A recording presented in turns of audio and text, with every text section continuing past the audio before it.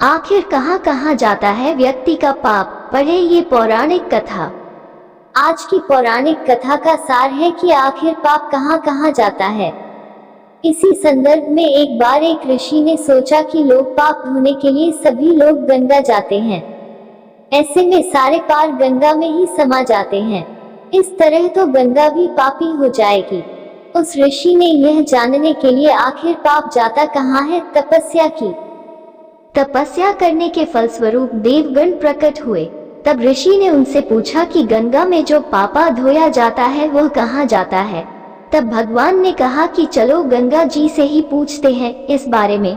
ऋषि और भगवान दोनों ने ही गंगा जी से पूछा कि हे गंगे, सब लोग तुम्हारे यहाँ पाप धोते हैं तो इसका मतलब क्या आप भी पापी हुई।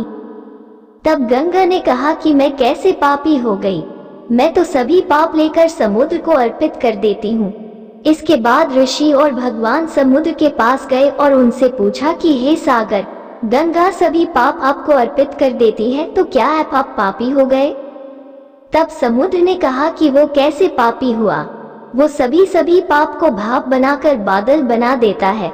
अब ऋषि और भगवान दोनों ही बादल के पास गए, उनसे पूछा कि हे बादल, समुद्र पापों को भाप बनाकर बादल बना देते हैं तो क्या आप पापी हुए। बादलों ने कहा, मैं कैसे पापी हुआ, मैं तो सभी पाप को वापस पानी बना देता हूँ और धरती पर गिरा देता हूँ। इससे ही अन्न उपजता है, इसे ही मानव खाता है। उस अन्न में जो अन्न जिस मानसिक स्थिति से उगाया जाता है और जिस वृत्ति से प्राप्त किया जाता है और जिस मानसिक अवस्था में खाया जाता है, उसी के आधार पर मानव की मानसिकता बनती है।